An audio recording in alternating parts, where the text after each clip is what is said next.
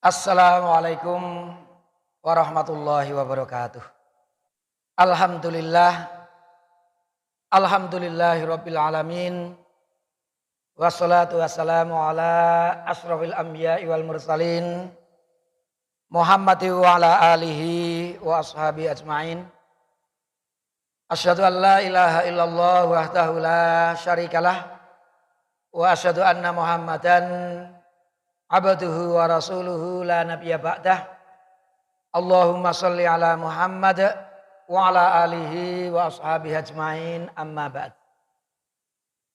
Pertama, mari kita selalu panjatkan puji syukur kehadirat Allah Subhanahu wa taala atas segala nikmat yang telah diberikannya kepada kita semua, khususnya nikmat iman dan Islam. Kita juga wajib bersyukur kepada Allah Subhanahu wa taala karena kita sampai malam hari ini, sampai detik ini masih diberi kesempatan oleh Allah Subhanahu wa taala untuk menghirup udaranya yang segar di buminya ini dengan gratis. Dan kita juga masih dalam keadaan sehat walafiat. Maka mari nikmat-nikmat ini, kesempatan ini kita gunakan terus untuk mengumpulkan pahala dari Allah Subhanahu wa taala. Bapak-bapak, ibu-ibu sekalian yang berbahagia, tidak terasa ternyata ini tanggal 26. Berarti kita sudah 25 kali berpuasa. Bagi yang memulai puasanya hari Sabtu. Kalau bagi yang puasanya mulai hari Ahad ya berarti ini tanggal 24 Ramadan. Jadi 24 atau 25. Tapi tidak perlu khawatir karena menurut maklumat yang sudah dikeluarkan oleh pimpinan pusat Muhammadiyah, hitungan hisab untuk Ramadan tahun ini itu pada tanggal 29 Ramadan ketika matahari tenggelam, posisi hilal di bawah ufuk. Jadi untuk Ramadan tahun ini yang mulai hari Sabtu itu genap 30 hari.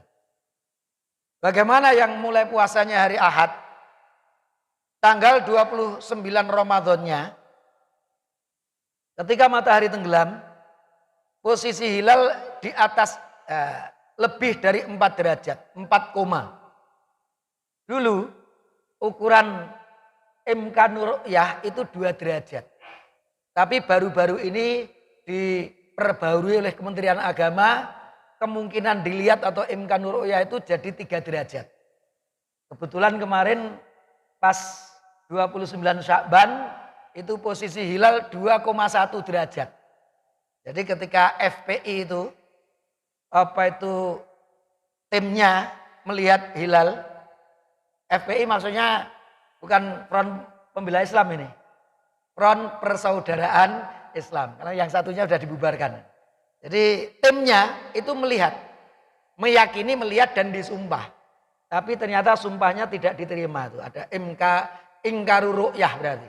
Ada yang merasa melihat tapi diingkari. Maka dari FPI itu majelis, apanya itu namanya istilahnya. Suronya dari FPI itu juga meskipun menggunakan ru'yah tapi tetap memulai hari Sabtu. Kalau di dunia Islam, di dunia Arab kebanyakan ya hari Sabtu. Tapi nggak ada masalah, ada perbedaan kecil seperti ini. Bapak-bapak, ibu sekalian yang berbahagia, kita di gerakan Muhammadiyah.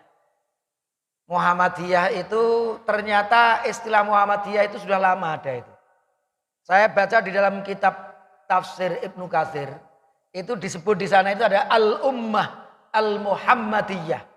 Jadi umat Muhammadiyah itu disebutkan dalam kitab tafsir. Jadi artinya lebih dari 7 abad yang lalu itu sudah disebut Muhammadiyah. Jadi orang Islam itu semuanya harus Muhammadiyah. Meskipun tidak harus ikut organisasi Muhammadiyah. Karena Muhammadiyah itu artinya pengikut-pengikut Nabi Muhammad Sallallahu Alaihi Wasallam. Maka tentunya umat Islam itu wajib menjadikan Nabi Muhammad itu sebagai teladannya dalam segala aspek kehidupan. Karena Rasul itu tidak hanya teladan di satu bidang, dari seluruh bidang. Kita ingin berkecimpung di dunia pendidikan, guru. Rasul itu juga teladan di dalamnya. Ingin menjadi pedagang, Rasul juga teladan di dalamnya. Ingin menggembala, Rasul juga teladan di dalamnya. Dan segala macam bidang Rasul bisa kita jadikan teladan kita. Apalagi untuk urusan akhirat. Sebagai Nabi dan Rasul tentunya wajib kita ikuti. Bapak-bapak, ibu-ibu sekalian yang berbahagia. Saya pernah membaca satu kitab yang sangat bestseller kira-kira kalau di Timur Tengah itu. Kalau kita belajar di Timur Tengah, biasanya kita mengenal kitab namanya Fiqhus Sirah. Banyak memang pengarangnya. Salah satu dikarang oleh Syekh Muhammad Ramadan Al-Buti. Ini seorang alim.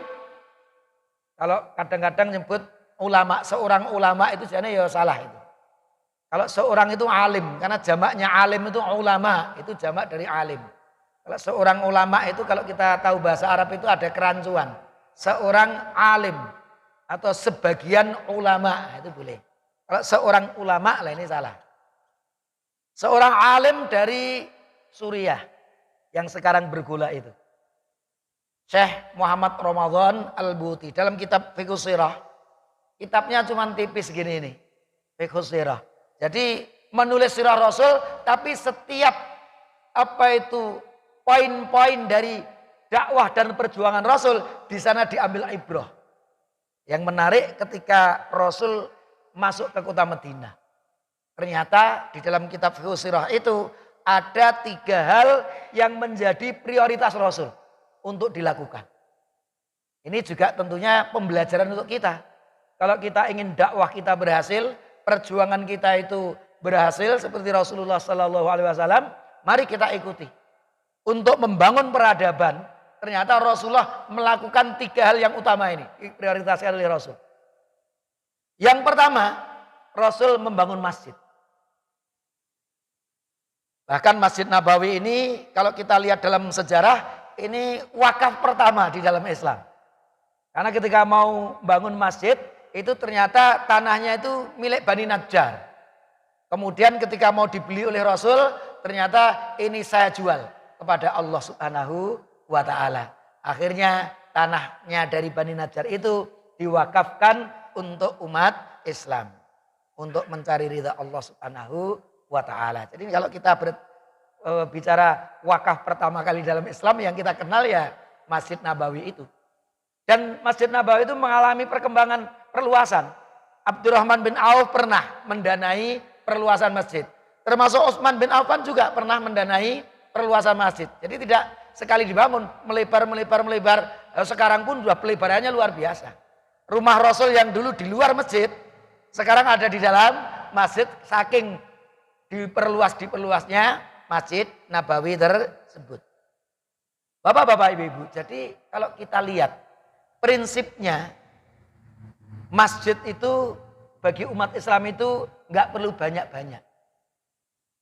Nek perlu siji tapi maka kalau orang nyebut masjid jami'.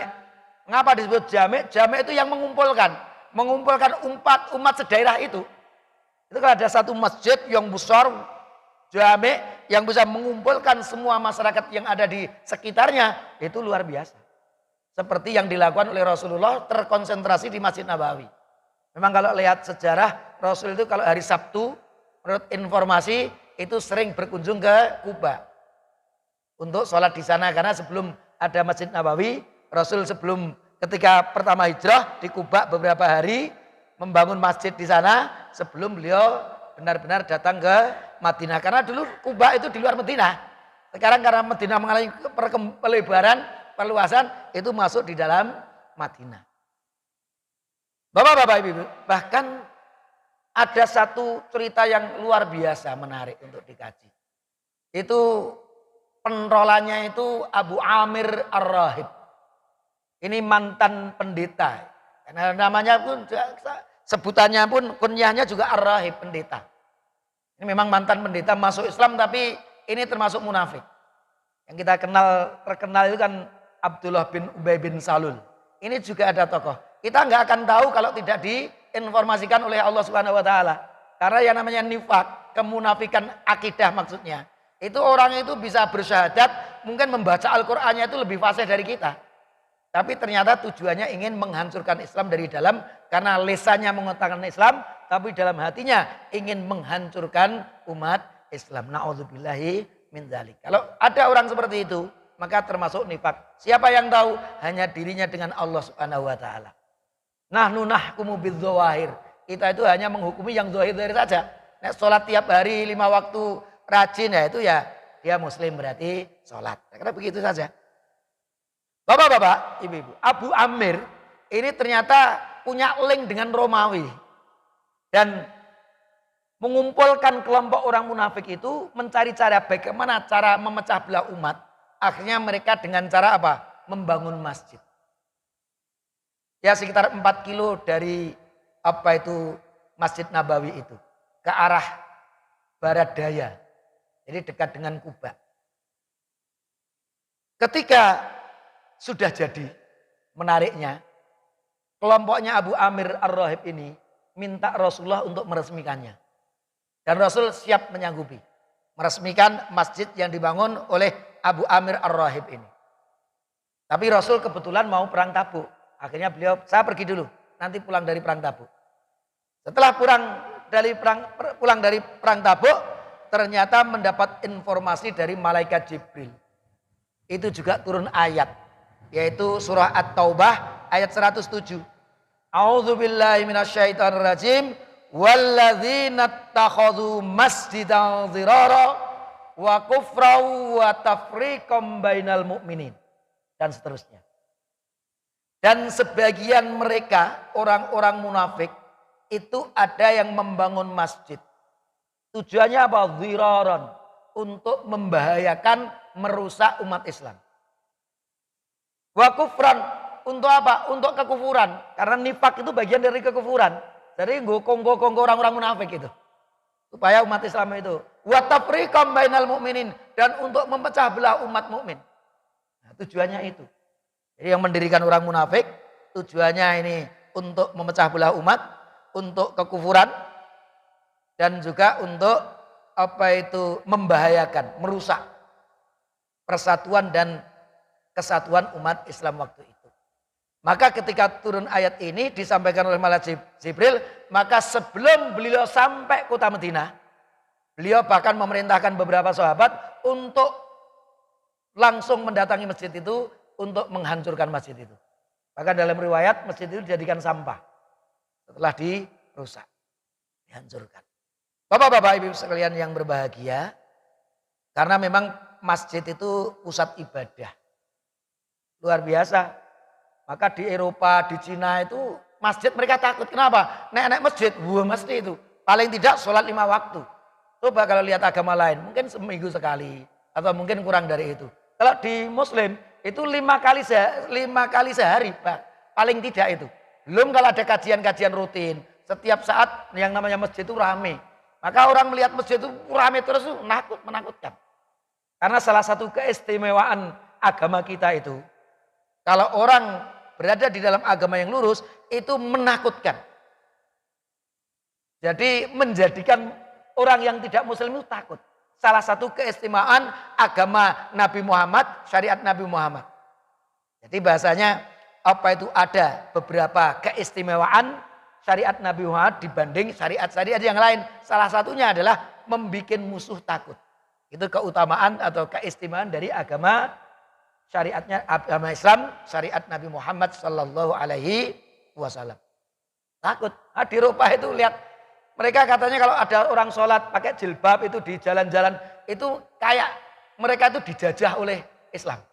Orang sholat di masjid itu di jalan-jalan sampai luber itu orang-orang anti-Islam itu menganggap ini kita diinvasi, dijajah oleh orang Islam. Maka luar biasa. Kita melihat begitu takutnya mereka dengan Islam. Maka Islamophobia luar biasa. Dan semuanya ini dimulai dari masjid.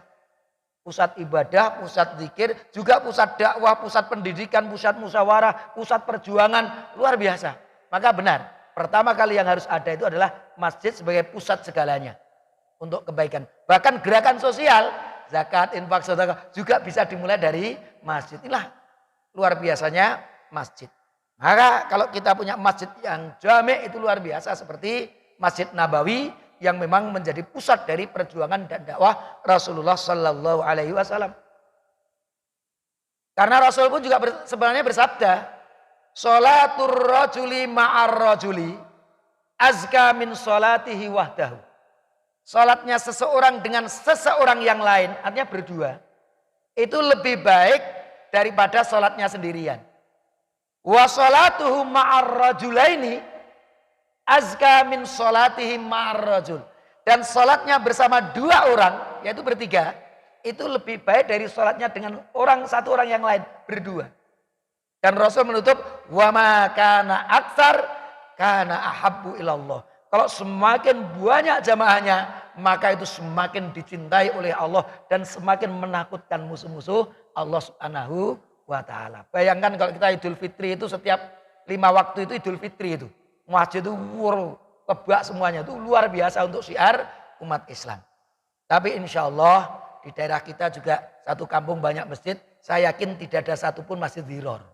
Nanti jangan-jangan tidak insya Allah. Yang membangun juga umat Islam tujuannya juga tidak untuk memecah belah umat. Insya Allah ya kita tidak bisa atau tidak perlu atau jangan menyebut sebagai masjid diror. Tapi kalau orang munafik membangun untuk memecah belah, bisa saja nanti itu kita kenakan pasal yaitu masjid diror. Tapi kalau sampai saat ini insya Allah. Karena kadang-kadang juga orang sekarang itu beda dengan dulu. Kalau dulu itu 1-2 kilo itu biasa ke masjid jalan kaki. Sekarang setengah kilo aja doang ngepit itu. Adoi ram itu aras-arasen. Dengan masjidnya cedak gelem nyang masjid. Roda dos sithik wis tele-tele ya. Itu mungkin sekarang itu umat itu lebih lemah langkah-langkahnya ya. Mudah-mudahan dalam rangka itu sehingga bisa menjadikan orang yang biasanya sholat di rumah tapi saking dekatnya dengan masjid akhirnya pada sholat di masjid ya, insya Allah itu juga ada nilai positif. Tapi memang harus kita akui bahwa kalau ada satu masjid jami itu pasti ada keutamaan yang luar biasa dalam persatuan penggalangan segalanya itu akan menjadi luar biasa. Bapak-bapak, ibu-ibu sekalian yang berbahagia, kalau kita membahas keutamaan masjid memang tidak ada habis-habisnya. Ada 2 lagi yang dilakukan oleh Rasulullah. Apa itu? Membangun al-ukhuwah al-islamiyah. Bahkan Rasulullah Sallallahu Alaihi Wasallam itu bisa menyatukan kaum Aus dan Khazraj yang sudah ratusan tahun berperang bunuh-bunuhan. Genti-genten, keluarga ini dibunuh, balas. Sana keluarga bunuh, balas-balasan ratusan tahun nggak selesai. Tapi dengan datanya Islam, ternyata mereka bisa menghilangkan semua kebencian, semua permusuhan itu. Maka seperti yang tadi saya baca, wadhkuru nikmatallah, ingatlah nikmat Allah alaikum kepada kalian idz kuntum a'daan, ketika kamu dulu itu menjadi musuh kaum Khazraj dan Aus ratusan tahun. Wa asbahtum bi ni'matihi ikhwana, dengan nikmat Islam itu kalian menjadi bersaudara. Wa kuntum ala syafa hufratin minanar, dan kamu hampir masuk neraka karena perang bunuh-bunuhan itu pasti neraka kabeh kuwi. Fa anqadzakum minha, tapi datanglah Islam mempersatukan mereka, menjadikan mereka semuanya masuk surga, radhiyallahu anhum wa radu anhu. Jadi hampir masuk neraka menjadi semuanya masuk surga, luar biasa ini.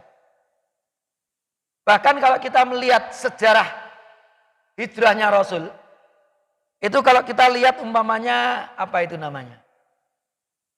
banjir di Jogja atau mungkin ada musibah-musibah itu ya, gempa, itu kita akan melihat banyak sekali tenda-tenda yang didirikan di situ. Tapi coba kita lihat di Madinah itu ada nggak satu pun tenda yang didirikan? Nggak ada. Itulah kelas kita dengan para sahabat di situ kelasnya. Bedanya di situ. Karena dulu ternyata kaum muhajirin itu dimasukkan ke rumah-rumah kaum Ansor. Sing duwe 3 kamar ya sudah, yang satu dipakai untuk keluarga, yang 2 untuk orang muhajirin. Kalau punya 2 kamar, satu untuk Ansor, yang satu untuk muhajirin. Bahkan kaum Ansor itu, wahai Rasul, saya punya tanah sekian luas, wes diparuh dengan mereka. Rasul, jangan. Tanahnya tetap milik kamu, tapi sebagian biar dicocok tamani saudaramu. Sampai kebablasan direm sama Rasulullah Sallallahu Alaihi Wasallam. Bahkan waktu itu mereka yang sudah disatukan dalam satu rumah, itu mereka saling mewarisi.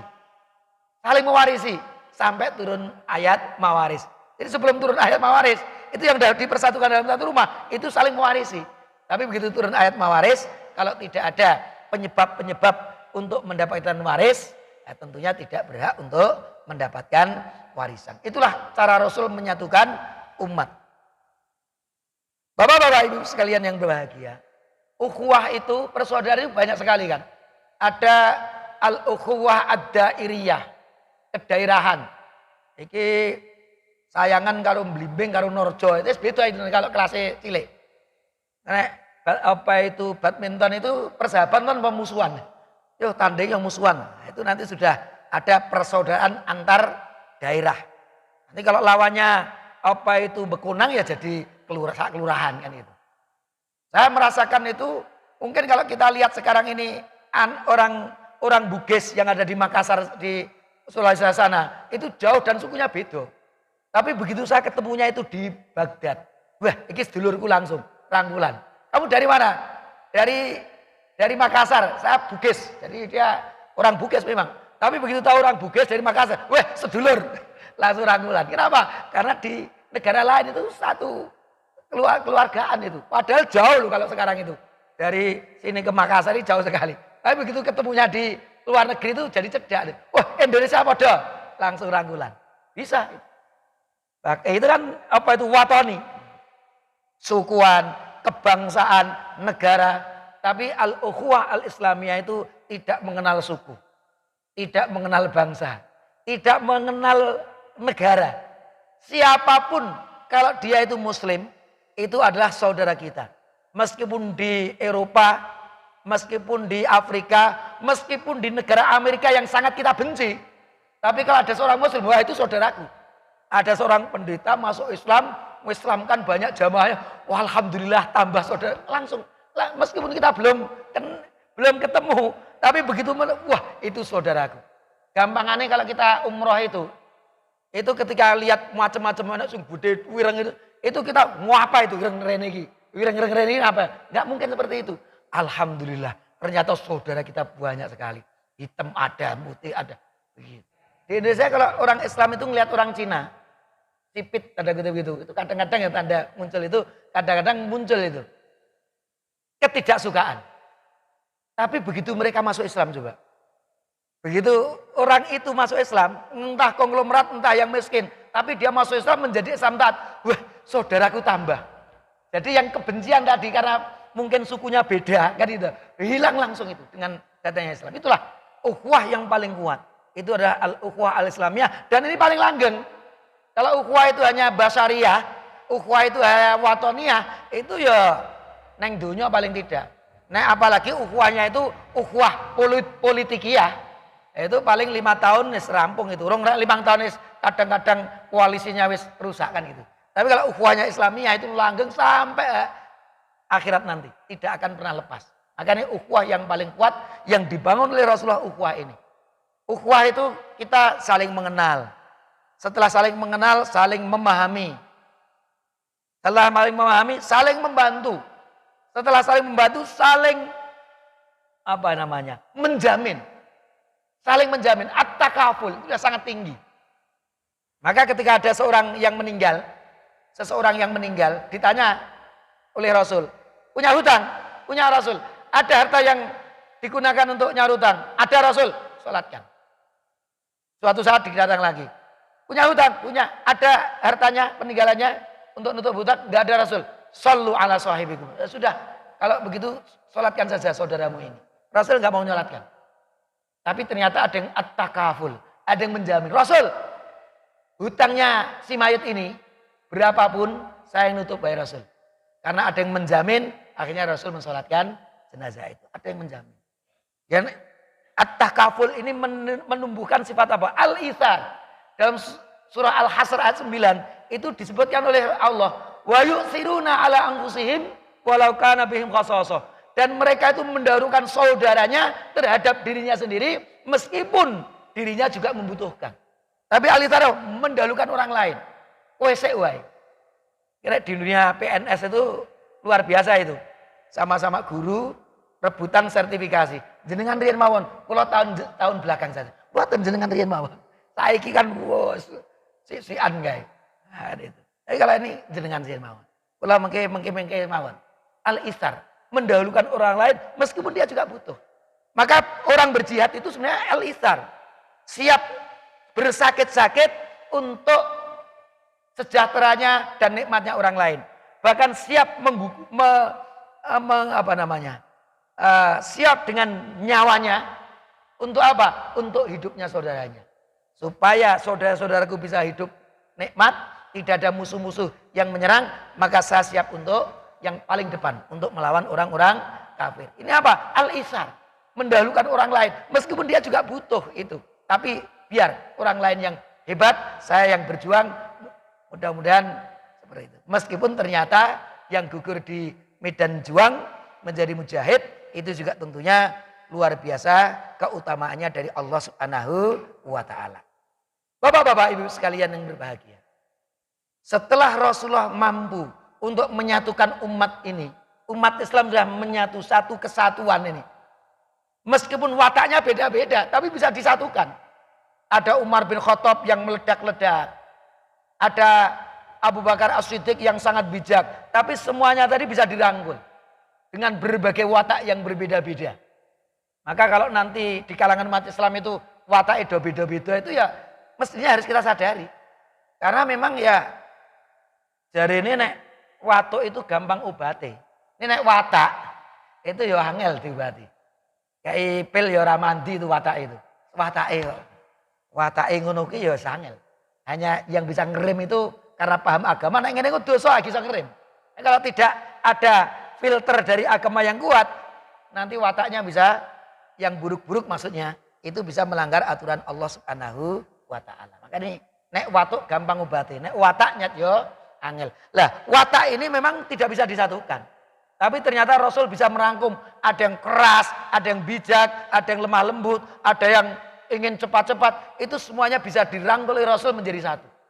Maka umat Islam itu sebenarnya dengan perbedaan gerakannya dan perjuangannya. Nek mestinya itu kayak bal-balan gitu. Bal-balan itu kan ada ya. Nek penyerang kabeh penyerang, engkau serangan balik langsung gol no. Nek kipere. Nah, tetap ada penyerang, tapi bagian tengah ada apa itu pengatur serangan juga harus ada itu. Bahkan ada yang jadi back, ada yang jadi kiper saja. Maka jangan sampai ketika kita jadi penyerang itu wes geleme guru kiper tok. Nek ra nek kipere ya kegulan. Jadi saling menguatkan, saling menghormati karena apa? Sama-sama muslim. Insya Allah kalau berjuang berbeda strategi, tapi tujuannya untuk mendapatkan ridha Allah, insya Allah semuanya akan diridhai oleh Allah Subhanahu wa taala. Maka ya justru tidak bisa disatukan. Bahkan yaitu dengan keberagaman itu menjadikan umat Islam itu menjadi kuat. Bapak-bapak, ibu-ibu sekalian yang berbahagia, tinggal 2 menit ternyata. Baik, yang ketiga saja kalau begitu. Setelah bisa menyatukan umat, punya pusat dakwah, pusat perjuangan yang luar biasa. Kalau kita alhamdulillah di KMM itu juga sudah hidup, itu juga dari masjid. Kalau setiap masjid itu bisa hidup pengajiannya, itu luar biasa itu, kita gerakan dakwah kita itu luar biasa. Maka mudah-mudahan gerakan KMM itu nanti bisa dilanjutkan untuk masjid-masjid yang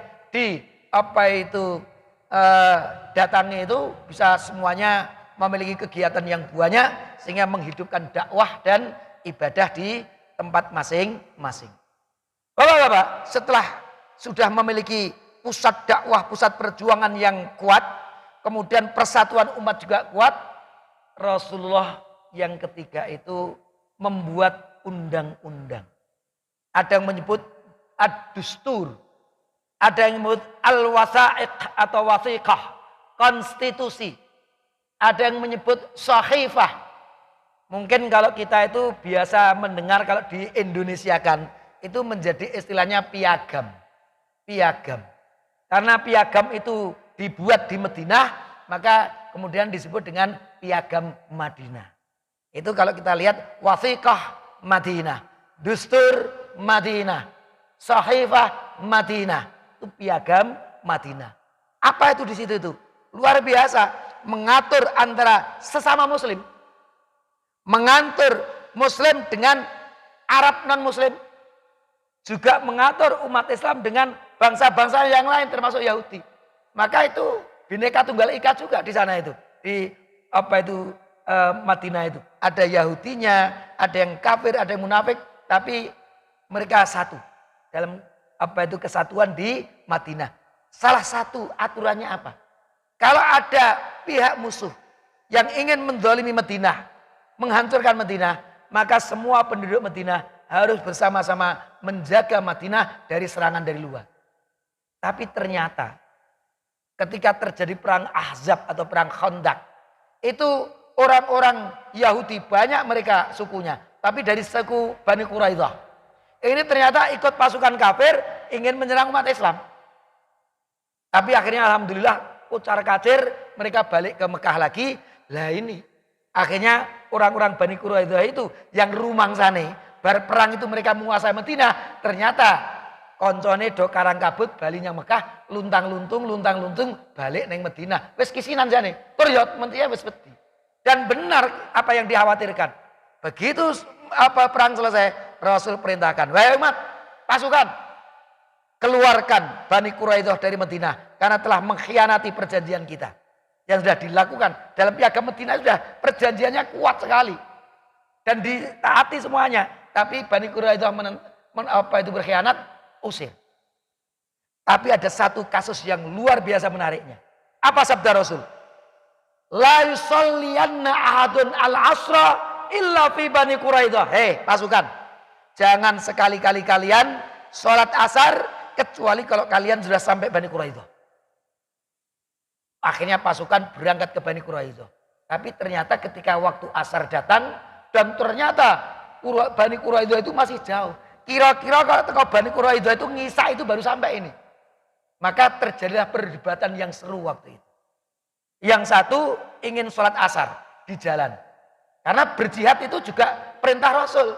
Tapi sholat juga perintah Allah dan Rasulnya. Dan sholat itu juga ada waktu-waktunya. Dan ini hampir habis ini nanti. Waktunya sedikit ini. Kalau tidak segera sholat nanti habis waktu sholat. Maka memahami bahwa perintah Rasul itu tadi adalah maksudnya jangan lida-lide menuju Bani Quraidah. Segera. Kita sudah bersegera. Tapi karena sholat itu juga ada waktu, kita tetap sholat pada waktunya. Akhirnya sebagian sholat asar di tengah jalan tadi, tengah perjalanan. Tapi yang lain nggak mau. Nggak. Kalau saya sesuai dengan perintah Rasul. La yusolliyanna. Di sini ada nunut takid. Jangan sekali-kali kalian sholat asar. Kecuali kalau sudah sampai Bani Quraidah. Aku pokoknya melu kuwi kok. Akhirnya sebagian sholat asar sudah malam di Bani Quraidah sana. Begitu. Tapi mereka luar biasanya tetap yang satu menunggu, berangkat bersama-sama, mengusir Bani Quraidah bersama-sama, pulang bersama-sama, tapi kemudian dilaporkan kepada Rasul. Wahai Rasul, ada kasus menarik ini Rasul. Sing bener piye iki? Iki lho, saya kan mengikuti perintah Rasul, kono seperti itu ditanya. Ternyata sama tadi, jawabannya seperti itu. Sudah kita sampaikan di depan tadi. Maka ketika Rasul mendengarkan kedua belah pihak, apa yang terjadi? Rasul tidak menguatkan salah satu dari keduanya. Rasul tersenyum. Artinya apa? Tidak ada satu. Kamu sing sholat bengi salah, kowe sing dalan salah. Tidak. Rasul tersenyum melihat cara memahami perintah Rasul kok yang satu tidak ada satu yang disalahkan, tidak ada yang lebih dikuatkan dan semuanya dimaklumi oleh Rasulullah Shallallahu Alaihi Wasallam. Bapak-bapak, ibu-ibu, kira-kira nek flashback ke awal Ramadan kemarin. Kira-kira sing gunakan hisab itu sing sholatin yang dalan. Memahaminya perintah Rasul enggak letterlek itu, tapi maksudnya, ilatnya itu apa? Sementara sing letterlek tadi pokoknya Salat asarnya neng Bani Quraidah meskipun wis salat wis waktu isya. Pokoknya perintah ngono. Ada yang pokoknya, ada yang memahami dengan ilah, ternyata dua-duanya tidak ada yang ditolak oleh Rasul. Maka mari perbedaan yang kecil ini, dan itu juga Rasul kasus yang lama itu juga tidak ada masalah, maka mestinya bagi kita juga tidak perlu ada masalah. Yang penting itu bagaimana kita menghadapi perbedaan. Karena kita beda tidak hanya ini kok. Sholatnya subuh ya beda kan itu. Jumlah rakaat tarawih ya beda, tidak ada masalah. Tapi yang penting bagaimana kita menghadapi perbedaan, jangan sampai terpecah belah umat Islam ini. Kita saling menghargai kalau ada perbedaan, dan kita terus harus menyatukan umat. Karena kalau umat berpecah belah, saya senang bukan kita, saya senang musuh-musuh Islam itu akan kesenangan. Karena apa? Kita tidak mikirkan musuh, tapi kita mikirkan padu karo koncone dewi-dewi. Na'udzubillahi min dzalik. Mudah-mudahan ada manfaatnya. Mohon maaf telat 5 menit nih ternyata. Aku lu qouli hadza wa astaghfirullah li wa lakum. Wassalamualaikum warahmatullahi wabarakatuh.